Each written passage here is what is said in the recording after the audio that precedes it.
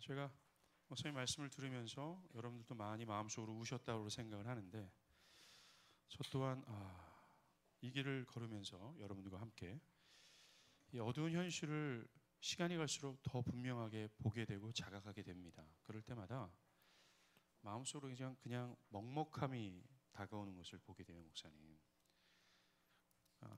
20대나 30대 때는 그래 제2의 종교개혁이 필요하다. 이 한번 불사르리라 이런 생각을 했는데 40이 넘으면서 내 한 교회 목회하기도 힘들다라는 생각이 들고 아마 50이 넘으면 무슨 종교개혁이냐. 내가 이 생명 그냥 온전히 유지하는 이렇게 자꾸 겁이 나고 두렵게 되고 뒤로 물러서게 되고 무기력증에 빠지게 되고 그것이 자각하면 자각할수록 이 시대의 현실을요. 이런 마음이 생깁니다, 목사님. 이런 목회자들에게 권면의 말씀을 좀 해주시기 바랍니다. 제가 그럴 주제는 아니고요. 사실은 저한테도 누가 이제 목회에 대해서 얘기해달라면 사실 제가 아무 말을 못합니다. 누가 그런 얘기 나한테 부탁을 하면 제가 목회에 대해서 말할 수 있는 주제가 아니고 그냥 저도 이게 바닥에서 그냥 기는 사람 정도 수준이라고 생각이 들 정도로 왜냐하면 사람들이 저를 외적으로 아는 것과 내가 내 자신을 아는 것은 다르잖아요. 다르기 때문에. 근데 저도 씨름을 하고 있을 뿐인데, 이제 한 가지 그런 현실적인 그런 압박, 시간이 지나도록 이게 내 자신을 무너뜨리게 하는 그런 요소는 목회자에게 다 있습니다. 없는 사람이 없죠. 없는데, 그걸 다시 이렇게 마냥 꺾어져서 이렇게 깔아앉아서 이게 마치 그냥 적당히 목회하는 것이 운명인 것처럼 이렇게 가지 않게 하는 그 이유는 하나 있어요. 그것은 결국 하나님의 말씀이 계속 상기시켜주고 비추인 바인데 저는 예수 그리스도예요. 제가 어떤 사람을 참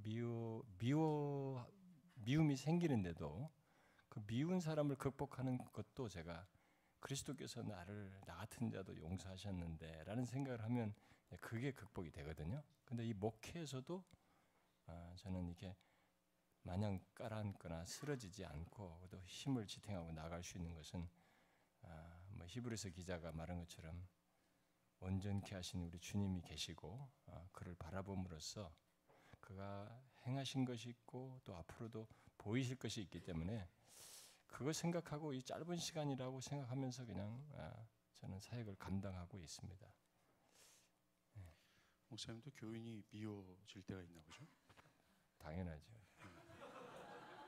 목사님 오늘 그 하늘영광교회 교인들은 출입을 불가했습니다. 걱정하지 않으셔도 돼요. 여러분들을 미워하셨습니다.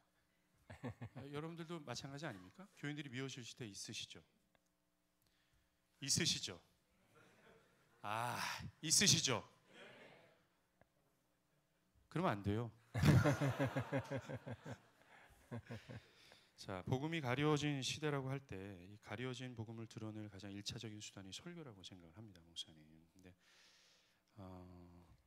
그렇다면 오늘날 무엇보다 이 강단 개혁이 필요하다고 생각이 드는데 이 강단 개혁을 위해서 가장 시급한 또 가장 중요한 문제가 뭐라고 생각을 하시는지 또 왜 설교 강단이 복음이 가려졌는지 그 원인을 좀 한번 말씀해 주시겠습니까? 이미 우리가 이 주제를 가지고 얘기를 하니까요. 그 주제가 아무래도 제일 큰 중요하게 생각해야 할 원인이라고 보는데 우리가 강단 개혁에 진짜 시급한 것은 목회자들이 이 뜬구름 잡지 말아야 된다고 봐요.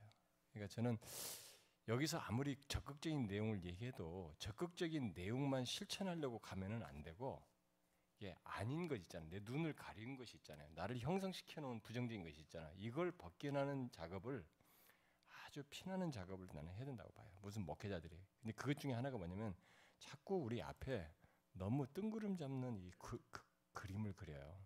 마치 미전이라는 이름 아래서 뭐 이렇게 그림 잡는데 목회자가 그거 하지 말고 정말 미칠 정도로 강단에서 복음을 전하려고 해야 되고 그것을 이제 하기 위해서 만약에 그게 안 된다 그러면 나는 그 사람은 정말로 자기 사역의 문제에서 한번 진지하게 고민을 해봐야 된다고 생각이 되고요. 일단은 강단의 한국 교회는 그것부터 회복이 된다고 생각해요. 진리를 바르게 선포를 하는 일부터. 이 진리를 바르게 선포하지 못하게 하는 요인이 밖에 있습니다만 사실상 더 큰 원인은 목회자 당사자에게 있어요. 우리가 그걸 결정을 하거든요. 수시로 타협을 하게 되고 그걸 나는 목회자들이 좀 견지를 해야 된다.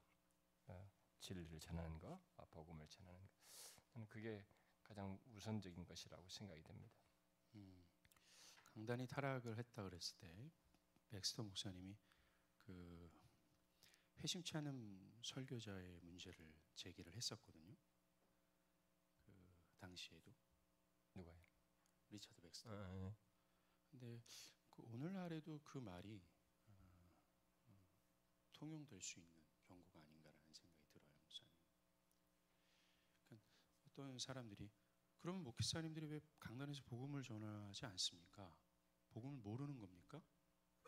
아니면 알면서도 안 전하시는 겁니까? 이런 질문을 하거든요. 네, 그런 내용은 제가 오후에 좀 다루긴 합니다. 네, 그 다루기 때문에 그 부분은 제가 좀 약간 건너뛰어도 그래서 오후에 보완적인 질문을 해도 될 것 같아요. 네, 그건 제가 왜냐하면 내용 중에 제가 나올 것이 있기 때문에 미리 앞서서 얘기하면 별로 여러분들이 좀 그럴 것 같은데. 오후에 들으십시오. 우리가 영어로 You are not called successful but faithful. 우리는 성장으로 부름을 받은 것이 아니라 충성으로 부름을 받았다라는 얘기가 있어요. 여기서 목회자들의 부르심이 무엇인지를 우리가 좀 감을 잡을 수가 있는데 메가더 목사님이나 워더 목사님의 진리전쟁이라는 책에서 여러 성경 구조를 이용하면서 목회의 가장 중요한 사명이 진리 수호와 진리를 지키는 것과 진리를 전하는 거라고 얘기를 해요. 근데 오늘날 대체적으로 목회자들의 부르심이 교회 성장으로 부름을 받았다라고 여기는 경우가 있습니다. 근데 그 목회자의 부르심이 교회 성장으로 부름을 받았다라고 성도들 그렇게 또 생각을 하고 있거든요. 그러니까 교회가 성장을 안 하면 이 목회자 문제 있다라고 얘기를 합니다. 이런 게 현실인데 목회자, 설교자의 첫 번째라 할 수 있는 첫 번째도 마지막이 될 수도 있다고 생각합니다. 가장 중요한 사명이 뭘까요? 그리고 초대교회 목회와 오늘날의 목회가 어떤 차이가 있는지 한번 보세요. 글쎄요, 지금 질문이 굉장히 많은데요. 일단은 목회자가 아까도 얘기했다시피 일단은 성장을 처음부터 그림에 그리고 목표를 두면 확실히 진리를 희석시키게 됩니다. 그것은 경험적으로도 우리가 갖게 되고 역사가 증명했고요, 지금까지. 그래서 누구든지 성장이라고 하는 것을 목표로 했을 때는 그 성장을 위해 뭔가를 다 이렇게 조정을 해야 되는데 그 조정 중에 가장 큰 영향력 있는 조정이 뭐냐면 진리예요. 말씀을 조정을 해야 된단 말입니다. 그것을 성장을 위한 말씀, 성장을 위한 동기부여가 될 모든 것을 이렇게 서포팅을 해야 되기 때문에 결국 자연스럽게 진리를 변제시키게 되거든요. 그러니까 그래서 누구든지 목회에 들어오고 싶다. 이 사람이 정말 사역자로서 앞으로 하고 있다. 그럼 그 사람은 제일 먼저 생각할 것이 성장을 머릿속에 그리면 안 된다고 봐요. 그래서 지난번에도 우리 신학생들 그 집회에 가지고 제가 그 얘기를 했죠. 당신들이 지금부터 신학교에 들어와 가지고 사랑의 교를 꿈꾸면 싹수가 노란 것이다. 벌써 무슨 사랑의 교를 꿈꾸냐 이거야. 그건 상상할 수 없는 일이에요. 근데 다 그 생각을 갖는단 말이에요. 목회자들이 클 생각부터 한단 말입니다. 근데 그것은 아닙니다. 목회자는 진리를 위해서 부름받았어요. 그래서 참된 교회를 이루는데 그 중심에 누가 있냐면 목회자가 있어요. 목회자가 진리를 바르게 전해야 되는 것입니다. 그러니까 성경을 그냥 사용한다는 것 정도가 아니라 다 얘기하죠. 신천지도 성경 가지고 써먹지 않습니까? 누구든지 다 성경 가지고 얘기하는 것 자체가 아니라 이런 모든 유혹, 왜곡 이런 것에 자신이 물들지 아니하고 정말 하나님의 진리를 전하고 또 그것을 사수하고 그 과정에서 이제 목회자가 많은 시련을 겪겠지만 그런 것까지도 넘어설 정도로 자신의 존재의 가장 우선적 가치를 목회자는 하나님의 바른 진리를 전하는데 두어야 된다고 생각이 듭니다. 이 부분은 여러분들이 답을 몰라서 못하는 건 아닐 겁니다. 이게 현실적으로 경험하는 게 제일 어려울 거예요. 근데 일단은 그것을 하느냐 안 하느냐에 따라서 저는 그 사람이 하나님의 부르심을 받은 자이냐 아닌 자를 아마 나타내기도 한다고 저는 개인적으로 생각해요. 진짜 부름을 받은 사람이면 진리를 전하기 위해서 자신의 모든 삶을 드릴 것이다. 그것을 위해서 자신에게 허락된 시간도 쓸 것이고 시간이 너무 귀하죠. 이 귀한 시간 일주일에 몇 번 설교할 때마다 주어진 일주일에 그 몇 시간 밥 먹고 뭐 하는 짧은 시간들이잖아요. 영혼들 돌보고 그 남은 시간을 다 써도 모자랄 정도로 이 진리를 전하는데 자기가 온 힘을 쏟아야 된다. 그렇게 생각이 됩니다. 오늘 목회자들이 너무 잡다한 일에 많이 뺏기고 성도들도 그걸 요구해요. 그러면서 막 성장을 가지고 기준자로 삼는데 이 성도들이 무지해서 그런 겁니다. 그 무지한 것을 목사가 깨트리면 됩니다. 가르쳐주면 돼요. 사실은 잘 가르쳐서 그런 생각이 성경적으로 틀리다는 걸 가르쳐서 그런 얘기하는 것이 아니라 바른 순서에 따라서 무엇이 우선한지를 가치를 가지고 자신들이 교회 안에서 신앙 성장하도록 그렇게 가르쳐주고 그러면 우리가 그러면 바른 진리를 전하면은 성장과 무관하냐? 그렇지는 않아요. 하나님은 진리 안에서 생명의 역사를 주도하시는 분입니다. 그렇기 때문에 그런 부분이 무슨 또 진리를 전하는 사람들은 성장하는 걸 다 경시해야 되냐? 또 진자 운동할 이유가 없어요. 큰 교회를 무조건 난타할 이유는 아닙니다. 하나님께서 하시는 어떤 생명의 역사 자체는 우리가 부인하지 못해. 그러나 큰 교회를 목표하는 것은 잘못됐죠. 그 뭐 대체적으로 큰 교회를 목표로 한다. 뭐 성도들도 그렇게 얘기하지 않고 목회자도 그렇게 얘기하지는 않습니다. 근데 사람들의 인식 가운데 진리를 바르게 수호하고 진리를 바르게 전하면 자연스럽게 교회가 성장하지 않는가라는 이야기를 하고요. 뭐 스펄전 또 할까요, 목사님? 예. 스펄전 목사님 같은 경우는 우리들에게 우리 개혁주의를 좀 따르는 저희들에게 여러분들이 참된 진리를 전한다고 해서 교회가 성장하지 않는 것을 변명하지 말아라. 여러분들이 만약에 깊은 우물을 팔 경우라면 목마른 자들은 여러분들에게 모여들 거다 이런 얘기를 합니다. 그러면서 스펄전은 진리를 전했고 교회가 메가처치가 됐어요, 목사님. 근데 반면 우리가 참교추에서 배웠던 윌리엄 스틸 같은 목사님들 너무나 정반대의 모습이 나타나는 거예요. 진리를 정말 누구 못지않게 전했음에도 불구하고 교회는 계속 감소되고 그 목회자의 인생 전체가 저렇게까지 살 수 있을까라는 정말 눈물겨운 인생을 살았다는 걸 보게 됩니다. 그러니까 제가 얘기한 게 그거예요. 우리가 진리를 전했을 때 그 결과를 주도하신 분이 하나님이시다라는 것입니다. 하나님이시기 때문에 그 하나님이 주실 때 생명의 역사를 주도하시는 하나님이어서 그것을 진리 안에서 사람들이 반응하고 변화되어지는 이런 역사를 주도하시는데 그렇게 자라나게 하시는 이 생명의 역사를 그가 주도하시는데 그 가운데 어떤 조건에서는 그 사람이 평생을 그렇게 사역을 하는데도 사실 결실이 크게 두드러지지 않는 사례도 있어요. 얼마든지 있죠. 그것은 그게 하나님이 주도하시기 때문에 일어나는 것일 수도 있어요.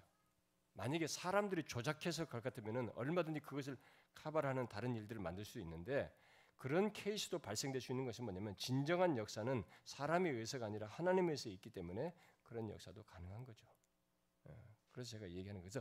성장하게 하는 것을 원칙에 그 하나만을 하나님에서 주는 것으로 말하지는 않아요. 하나님이 주시는 것 속에는 그렇게 어떤 케이스들, 그래서 어떤 사람이 평생 동안 진실한 사역을 했는데 그 도시 안에서 그 마을 안에서 몇 사람 거두지 못했어요. 제가 옛날에 얘기했지 않습니까? 키드민스터의 그 리차드 박스터가 그 키드민스터에서 그렇게 키드민스터 사람들이 다 복음화 됐을 때 자기는 몇 사람 빼고 나머지가 다 예수 믿게 됐다고 그랬거든요. 근데 그 선임 목사는 오히려 몇 사람만 교회 나오고 나머지가 안 믿었어요.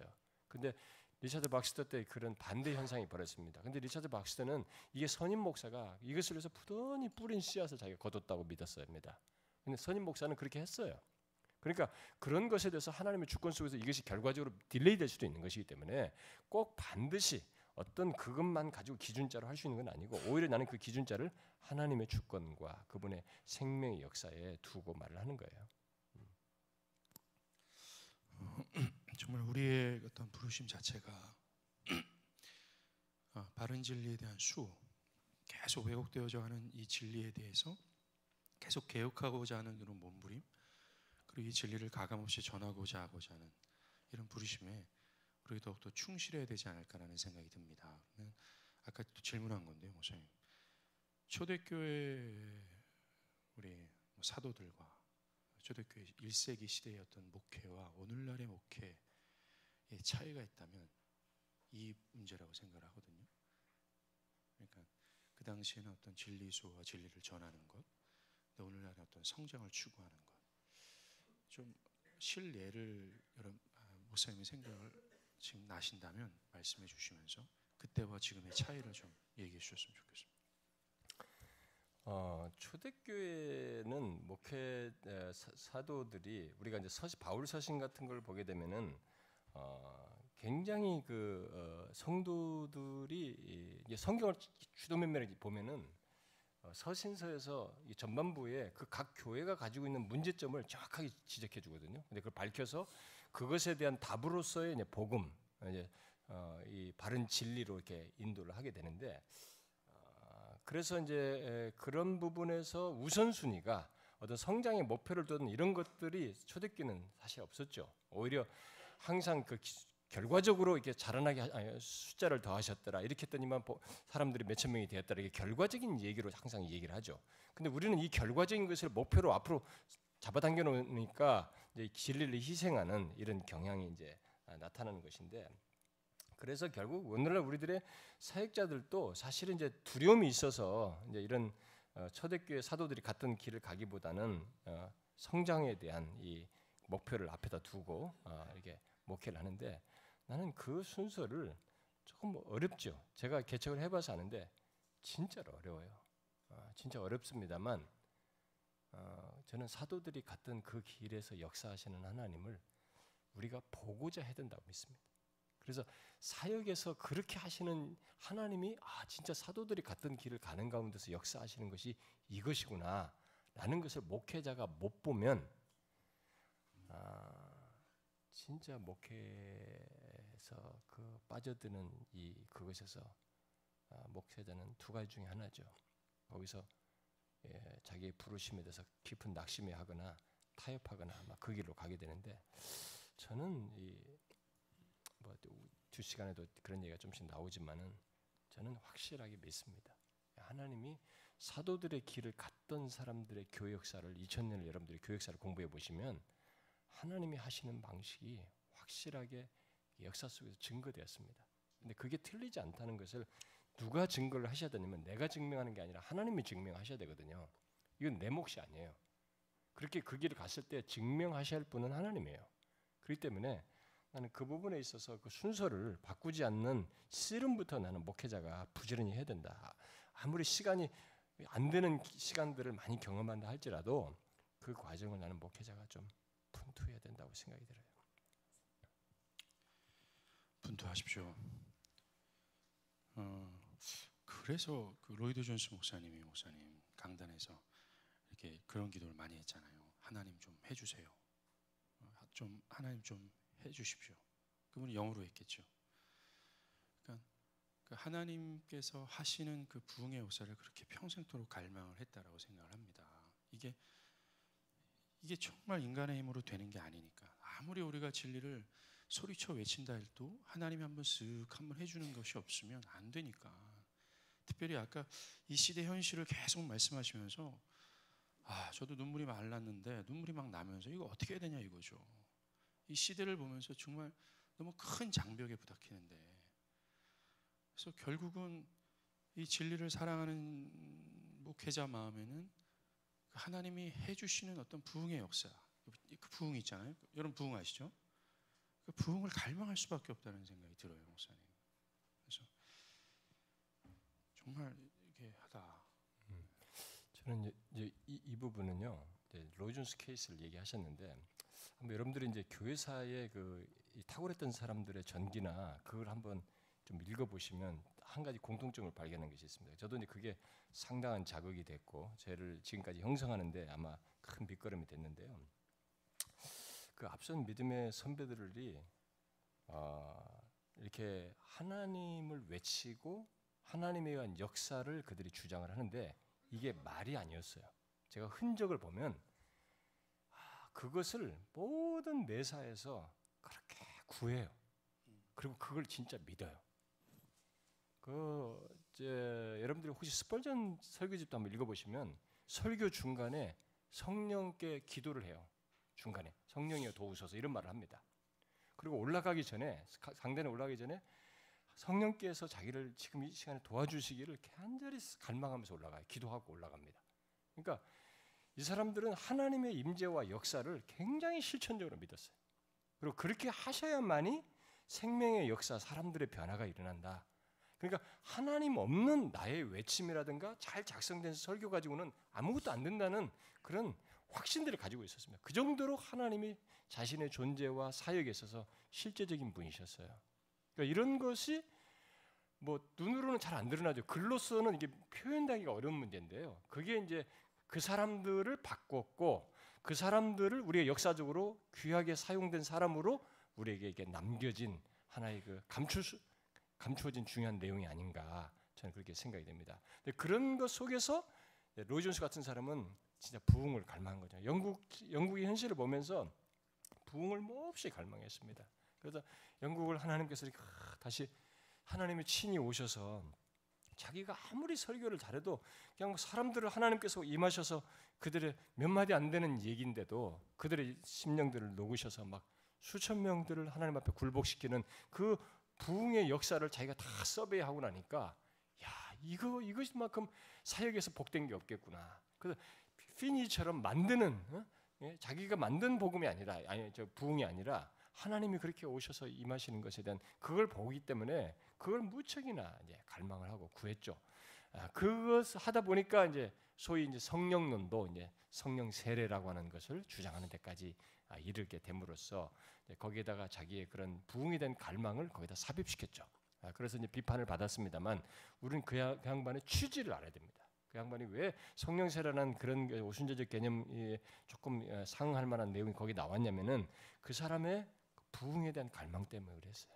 그건 굉장했습니다. 근데 우리가 로이 존스를 설교의 사람으로 알고 있지만 지금 와이프는 그러잖아요. 기도의 사람이라고 그러잖아요. 우리 마이튼 로이 존스는 기도의 사람이었다.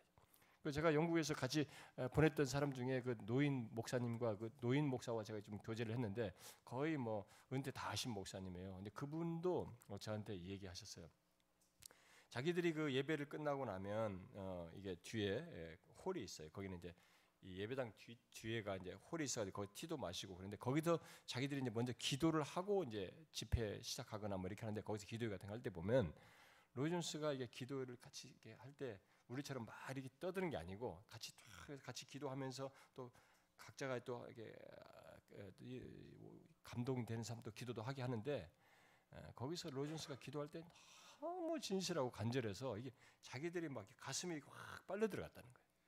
그래서 퍼번트했다라는 말로 이제 표현을 하는데 기도가 너무 열렬했다는 거예요. 그러니까 그렇게 매사에 올 때마다 하나님의 그 임재를 구하고 하나님께서 함께 하셔야만이 어떤 것을 기대할 수 있다는 이런 신앙이 모든 면면에서 다 드러난 것입니다. 저는 우리에게 그런 맥락에서 우리들도 사역 속에서 그렇게 되는 가운데서의 하나님의 역사를 보고자 하는 일이 있어야 되지 않나라는 생각이 또 듭니다. 네, 마지막 질문하겠습니다. 그 로이드 존스 목사님이 은퇴를 하시고 한 기자가 목사님께 물어봤어요. 왜 당신은 설교 강단에서 그 아름다운 진리만 얘기하면 되지 왜 이렇게 부정적인 요소들, 어떤 시대 비판이나 잘못된 성경 해석의 비판을 자꾸만 합니까? 라는 질문을 합니다. 그런 것처럼 우리가 이 시대의 영적 현실을 들추어내고 가려진 복음을 드러낼 때 아마도 우리도 로이드 존스 목사님과 같은 그런 거짓과 진리를 비교하거나 그것을 드러내는 작업들을 하게 돼요. 그때마다 사람들은 그런 질문합니다. 왜 당신은 이렇게 비판적입니까? 라는 거죠. 마치 로이드 존스 목사님이 이렇게 들었던 얘기들을 듣게 됩니다. 그것에 대해서 왜 우리가 그렇게 할 수밖에 없는지 그거 네. 우리가 이거 조심하는 가지 하나 해야 됩니다. 이 무슨 개혁주의든 우리가 뭐 바른 진리를 추구하든 뭐 참된 교를 추구하든 뭔가 바른 것을 추구하는 사람들이 가지고 있는 하나의 큰 단점 중에 하나가 뭐냐면 비판을 너무 남발한다는 것입니다. 그래서 우리가 비판을 파괴적인, 그러니까 나만 옳고 너는 틀리다는 나와 너를 나누는 비판을 하는 경우가 참 많습니다. 저는 그것은 용인할 수 없다고 봐요. 그건 아니고요. 로이 존스가 비판적이라고 비판을 받았을 때 그 얘기는 로이 존스는 아닌 것을, 성경의 구조죠. 아닌 것을 밝힘으로써 정말 맞는 것과 바르게 방향을, 바울의 구조를 따른 것입니다. 성경의 구조가 그렇습니다. 바울도 바르지 않은 것들, 틀린 것들을 지적해 줌으로써 여기에 섞일 수 있는 여지를 배제하고 그런 가운데 섞이지 않고 바른 진리 안에서 복음 안에서 신앙생활하도록 초대교회를 이끄는 것이 성경의 구조였습니다. 그래서 성경은 항상 무엇인가 우리에게 교훈할 때도 소극적이고 부정적인 표현을 쓰고 그다음 적극적인 내용을 하잖아요. 육체를 자랑하지 않고 그리스도를 자랑한다 이렇게 하듯이 뭔가 소극적인 것과 적극적으로 나간단 말이에요. 그런 구조를 로이 존스는 굉장히 가집니다. 로이 존스의 사고 구조에는 뭐가 있냐면은 바울의 구조가 있습니다. 이 사람은 굉장히 바울의 그런 논리적 구조를 선호했고 좋아했습니다. 그런데 그건 로이 존스라는 사람이 문제가 아니고 우리가 성경적으로 제시된 그런 것이어서 우리가 누구든지 따라해야 되는 것이죠. 여러분 예레미야나 이사야도 가서 부셔라 그래요. 이사야를 불러서 얘기할 때도 파괴하기 위해서 불렀다고 그래요. 그럼 파괴 자체가 목적이 아니거든요. 깨물어서 다시 제대로 된 걸 세우겠다. 이게 하나님의 목적이었어요. 선지자를 불러서 하게 한 것입니다. 인간의 구조가, 이 세상의 타락한 구조가 우리는 이 깨트려야만 하는 구조를 항상 병행적으로 갖고 있습니다. 그렇지 않은 세대가 없습니다. 여러분들이 설교집을 몇 세대, 몇 세기, 몇 세기별로 쭉 읽어보시면 각 세기마다 탁월한 사람들이 뭘 지적하냐면 금세기만큼 더럽고 추악한 데가 없습니다. 이런 얘기를 해요. 근데 다음 세기에 또 그런 얘기를 합니다. 그러니까 각각의 탁월한 사람들은 각 세기마다 그런 현실을 딱 보는 것입니다. 그게 항상 상존해 있는 것이거든요. 그래서 우리들은 부득불하게 아닌 것을 밝히면서 바른 길을 말하지 않을 수가 없습니다. 성경의 이런 구조를 우리가 전하지 않을 수가 없는데, 그래서 그게 이제 어떤 사람 보기에는 부정적으로 보이는데 그게 뭡니까? 파괴적인 비판이 아니라 성경을 따라서 적극적으로 세우기 위한 그런 차원에서의 아닌 것을 밝혀 그런 데서 필요하다면 비판이 되겠는데요. 긍정적인 비판이 되겠는데요. 그런 걸 밝혀서 진리로 이끌기 위한 뭐 이런 작업은 말씀 증거자에게 피할 수 없어요. 우리는 해야 된다고 믿습니다. 우리가 그 루터가 이런 말을 했다고 얘기합니다. 그러니까 루터하고 루터 이전의 개혁자들이 또 있었잖아요. 루터가 그들과 내 차이가 이거다. 존 후스는 캐톨릭의 어떤 패습, 정치 구조를 비판했을 반면 루터는 나는 캐톨릭의 잘못된 교리를 비판했다라고 얘기합니다. 우리의 방향성이 현재 일어나는 어떤 목회자의 어떤 성적 타락, 어떤 재정 비리, 교회 구조, 어떤 큰 성전을 건축하는 외형적인 것에 대한 어떤 현실을 보는 것이 아니라 우리는 더 심오한 것에 집중돼야 될 필요가 있다라는 겁니다. 원래 가졌던 이 복음의 아름다움, 절대로 가려줄 수 없는 이 복음의 아름다움이 훼손됐을 때 훼손된 그 현실을 우리는 봐야 되고 그것 앞에 우리는 분기로 일어나는 그런 일들이 필요하다는 생각이 듭니다. 이 이상 마쳤습니다. 우리 수고하신 박 목사님께 우리 격려하는 박수 하죠.